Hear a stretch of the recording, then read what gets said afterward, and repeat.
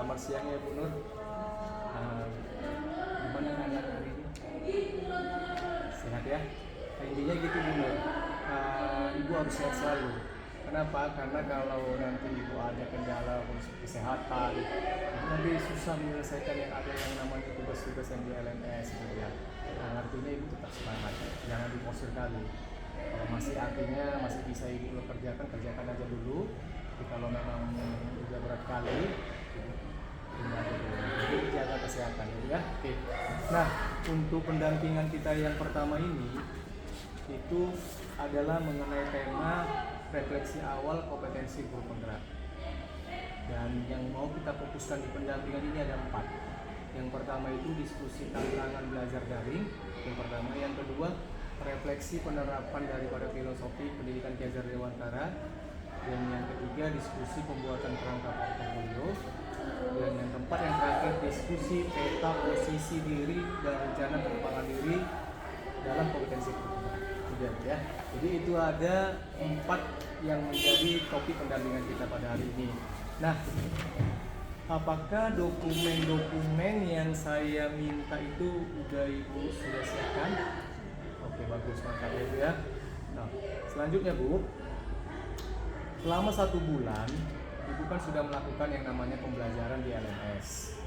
Berdasarkan pantauan saya sebagai pengajar praktik yang ada di LMS, itu semuanya Ibu sudah selesaikan. Walaupun ada masalah sedikit, itu yang penting saya perhatikan semuanya sudah sesuai dengan dudet. Sebelum dudet Ibu sudah selesaikan, dan itu semua yang Ibu buat di LMS sudah saya baca, itu bagus sekali. Karena saya memberikan apresiasi sama Ibu sangat luar biasa. Tapi artinya untuk kedepannya nanti Ibu harus terus yang namanya meningkatkan kinerja Ibu supaya memperoleh hasil-hasil yang baik ya. Itu dia selama sebulan dari pantauan saya. Nah, yang mau saya tanyakan di sini, dari selama sebulan yang sudah Ibu lakukan, pasti ada yang namanya dari dokumen yang Ibu perlukan ya. Nah, kalau boleh saya tahu, dari sistem sekolah dari mana saja? Iya.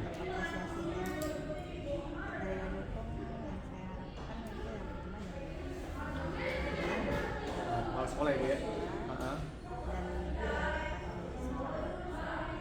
Itu aja?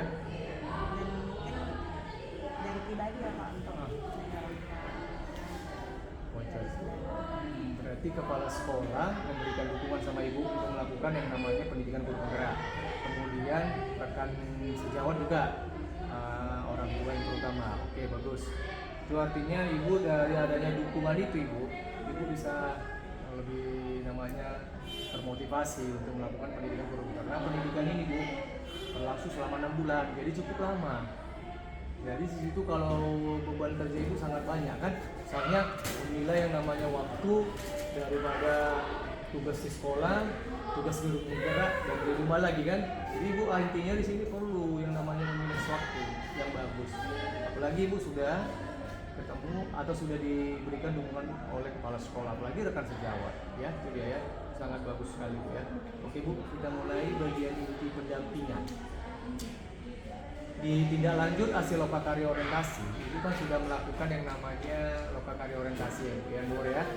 Nah, yang saya mau tanyakan dari situ, setelah melakukan pembelajaran dari selama 1 bulan bersama fasilitator, pasti ada yang namanya kemarin itu ada kekhawatiran, ada harapan.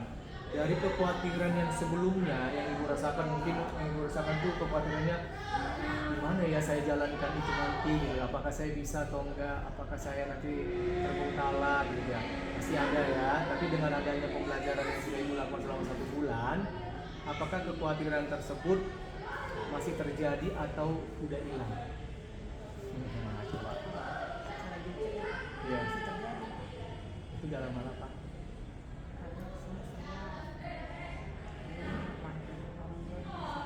Iya.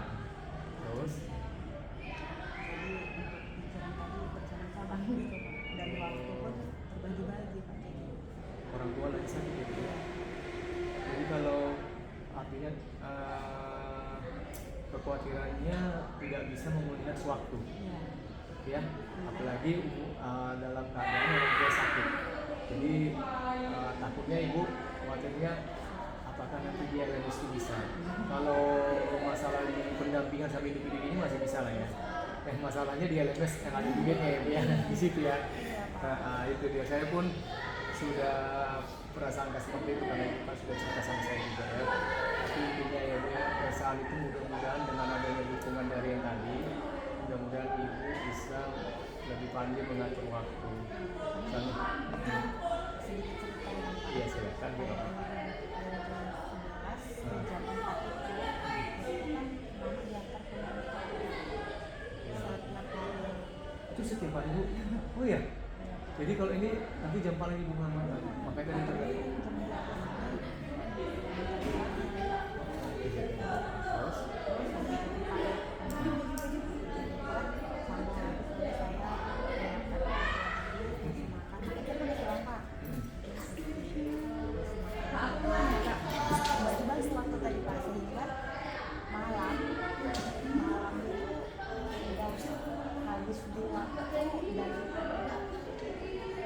jam itu dah gitu terus dia kan gitu udah lupa terakhir tapi gini Bu ya, saya memang itu adalah salah satu masukan dari sama fasilitator. Jadi bisa ceritakan dulu sama fasilitator. Gak masalah Bu. Kenapa? Karena itu kan nanti kendalanya di situ dia pun harus pengertian. Kita bukan kita buat-buat, tapi memang itu udah faktanya. Ada orang yang dibuat-buat kan gitu, tapi itu udah faktanya. Jadi ibu bisa ceritakan ke fasilitator supaya fasilitator mengerti. Atau nanti saya yang ceritakan sama mereka, sama Pak Ibu sebagai fasilitator. Nanti saya ceritakan Pak, CPT saya ada sama Monoras ini itu dia sering terlambat itu adalah sibuk apa yang orang tua lagi sakit. Jadi dia yang membawa terus.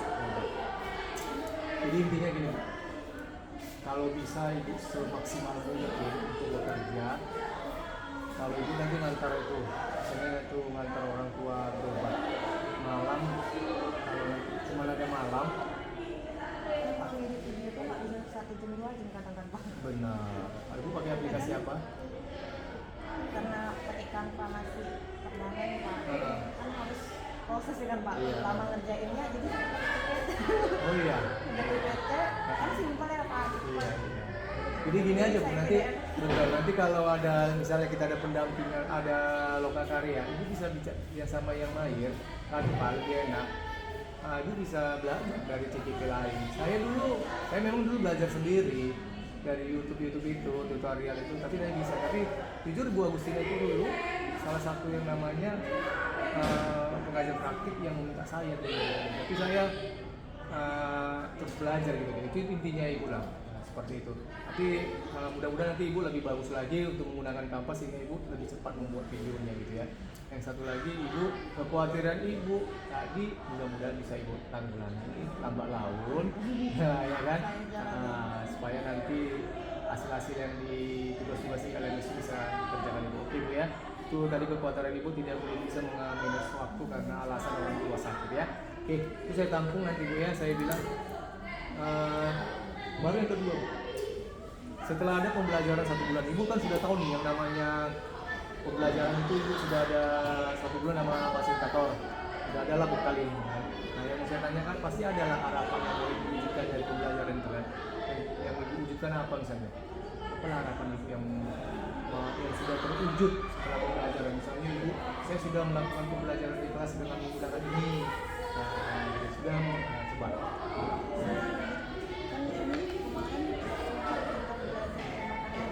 Iya, filosofi. Modul 1. Jadi setelah saya mempelajari mendalami gitu kan Pak. Iya. Dan saya mencoba untuk menuangkannya lah sehari-hari gitu. Jadi lebihnya tuh di mengenal karakter.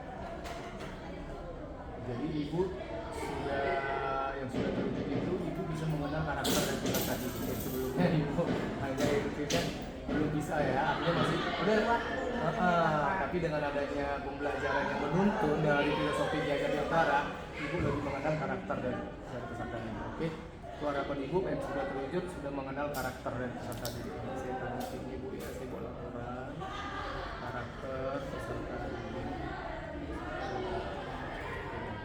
Oke, kemudian Bu, kan ini kan nanti akan berlanjut terus bulan ke depan ya kan, harapan baru, pasti ada harapan baru. Nanti kan ini sebagai pendampingan akan ada lagi tema-tema yang lain, materi-materi yang lain. Pasti kan ini Ibu tunjukkan Ibu jadi harapan baru untuk bulan ke depan ini apa? Satu bulan ini apa yang jadi harapan baru? Apakah Ibu, saya kan membuat ini ke anak-anak pembelajaran yang berinovasi atau Ibu menjadi harapan baru? lebih menyenangkan kali ya, lebih berpihak ke anak gitu Pak. Oh, jadi Ibu akan ke depan ini mengusahakan supaya pembelajaran itu menciptakan suasana yang menyenangkan untuk peserta didik, lebih berpihak ke peserta didik. jadi Ibu memang itu supaya satu bulan yang ke depan itu nanti bisa melaksanakan pembelajaran yang menyenangkan, itu intinya, baru yang berpihak kepada peserta didik. Oke, bagus. Kita lanjut ya Bu, ini kita masuk ke tindak lanjut hasil pembelajaran. Santai aja Bu, selesai terlalu apa kali. Saya sama 2 CGP yang lain pun gitu juga, santai aja.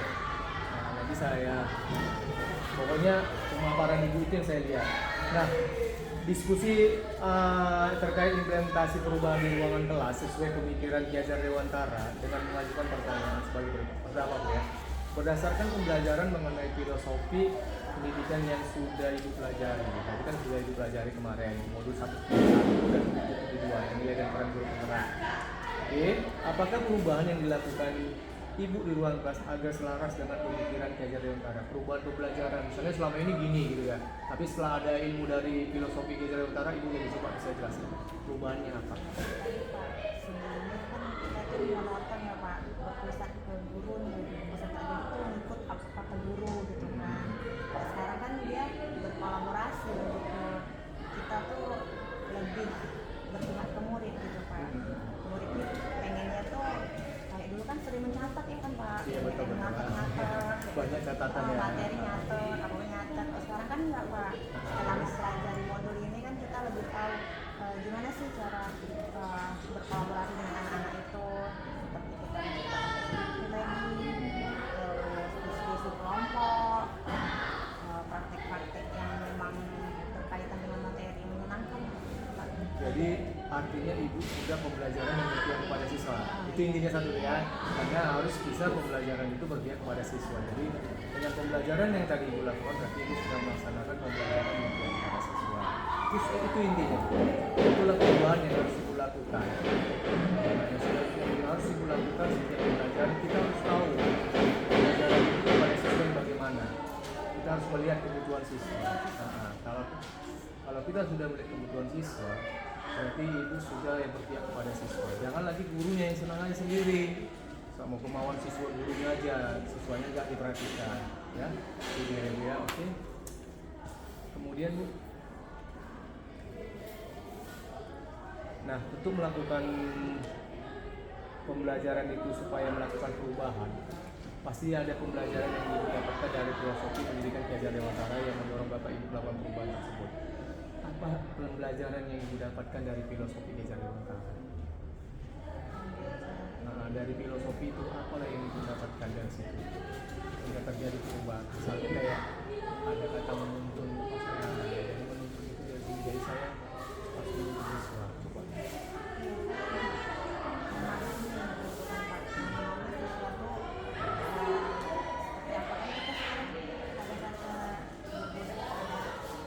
Iya. Guru tuh lebih mengutamakan murid, tapi tetap pada jalurnya gitu kan Pak. Tetap kita tuh mengawasi murid itu harus seperti apa. Kita juga harus menciptakan karakter yang baik untuk peserta didik. Jadi Ibu setelah sudah belajar modul 1 itu tentang filosofi pendidikan Ki Hajar Dewantara, kan pasti ada yang namanya itu kan, bahwa murid itu kan bukan kertas kosong yang harus diisi kan, tapi harus dituntun. Nah itu intinya Bu ya, harus dituntun. Jadi Ibu sudah lakukan, kita harus menuntun si siswa sesuai dengan apa itu kodratnya. Jadi kalau kita udah kodratnya kita tuntun mereka sesuai dengan kodratnya, maka supaya kodrat siswanya hilang. Tapi mereka Ibu harus bisa meningkatkannya yang sesuai dengan apa tadi, minat dan bakatnya. ibu harus lakukan. Itu salah satu cara tadi ibu itu membuat pembelajaran yang menyenangkan, itu udah pasti. Ya, Bu. Kemudian kan ibu udah lakukan yang namanya tadi pembelajaran yang menyenangkan di kelas kan. Pasti kan ada respon dari setiap siswa. Misalnya ibu akan lakukan ini, apa respon dari para siswa? Gimana responnya? Respon kita dia lebih aktif gitu Pak dalam mengerjakan tugas-tugas itu, dia lebih banyak ingin tahu ya. Jadi kayak ini gimana ini caranya gitu. Biasa kan kalau misalnya siswa tadi belum termotivasi, ya dia hanya sekadar mengikuti aja gitu tanpa ingin tahu. Nah, sekarang dia udah mencari tahu ini gimana sih ini caranya. Jadi dengan adanya pembelajaran yang kami lakukan, siswa merasa termotivasi untuk terus belajar ya. Dan kemudian yang namanya itu semangat, semangat untuk mengikuti pembelajaran seperti itu ya. Oke, berarti ada positif dari peserta didik. Kemudian kita lanjutkan ya. Apa hal yang sudah baik dari perubahan tersebut dan apa saja yang perlu diperbaiki ke depannya? Jadi ada nih Bu, sebenarnya kan ibu kan dalam pembelajaran itu kan masih kurang di sini, jadi aku harus perbaiki ke depannya gitu. Misalnya ibu kurang membuat yang namanya belum ada media yang kulakukan gitu. Jadi supaya anak-anak yang tergiur lebih lagi semangat tuh ke depannya saya harus buat aja seperti ini inovatif. Gimana? Ada nggak? Lebih ke Ibu kan latar pelajaran seni ya Bu ya. Jadi kalau seni itu gimana sih kalau membuat supaya minatnya itu nampak kan gitu kan, pasti kan ada minat dari siswa itu kan. praktek sih Pak, saya lebih ke apa ya namanya ya, lebih langsung ke praktek gitu, Tinjau Pak. langsung ke praktek dengan menggunakan langsung alat musik. Langsung gitu saya Pak. Oh iya. Saya di seni rupa Pak. Seni rupa. Demonstrasi ya Pak. Oh ya, demonstrasi ya. Iya. Lebih ke demonstrasi sih, langsung gitu Pak. Tapi Penerapannya. di dalam demonstrasi itu kan pasti ada yang namanya yang ingin ibu lakukan ke depan itu supaya lebih mantap situasinya. Itu caranya bagaimana? Memberikan contoh langsung mungkin Pak. Contoh langsung Ataupun mungkin dengan membuat video yang menarik.